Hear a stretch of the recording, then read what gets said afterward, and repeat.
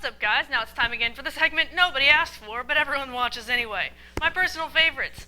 Now, I'm on a never-ending quest to find a good horror movie. And in my spare time, I like to sit and scour the Netflix horror movie section to find the good, the bad, and the ugly. Despite the fact that I, like you, should probably be studying right now. But forget about that, we all need a break. So, I'm here to tell you what you should be watching if you have 2 hours to spare and you like B-level horror movies as much as the next guy.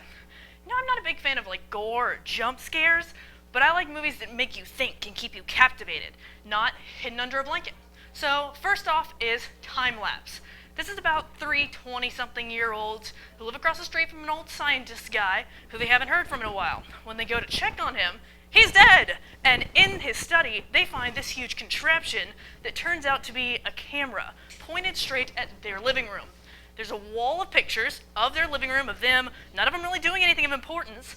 They find out it takes a picture every day at the same time, and the picture it takes is 24 hours in the future. I'm sure you can see how this goes. It's a really interesting concept, which is what originally drew me in, and I liked seeing how these kids reacted and what they thought was the best natural move if they knew their future. But even more interesting is Circle. This is creepy. We start in on a group immediately of 50-some-odd people all in this strange formation.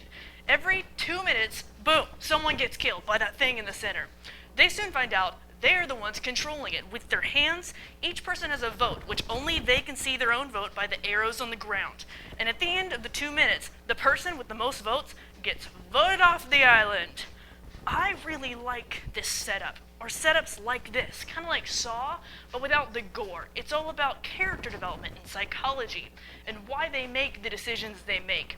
This movie kept me captivated the whole time. It was intense, and it really spoke numbers about people.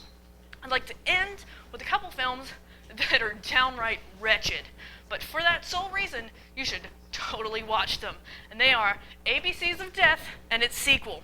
Now, both of these films are each, on their own, a conglomeration of 26 5-ish minute scenes, all unrelated but all showcasing a certain kind of death related to a word related to a specific letter, in each by one of 26 different directors. These movies are just a fun time to have with friends. Do not expect cinematic genius. The concept's unique, and I do like that, but some of these scenes are just disturbing. Some are great, though, like really good quality and interesting stories, but some are and some are bad. It's really interesting to see the direction that all of these directors go in when given a blank canvas, save a letter. If you want to play a party game, watch this with friends, and try to guess what the word will be of the skit. It goes alphabetically so you know what the letter is, and when the scene is done, a title card will come up with what the word is, looking a bit like this, so try to guess the word throughout the skit. 8 times out of 10, you probably won't guess it. They're weird. Also take some time to try to come up with your own sketch ideas. The sky's the limit. You could have an artistic breakthrough.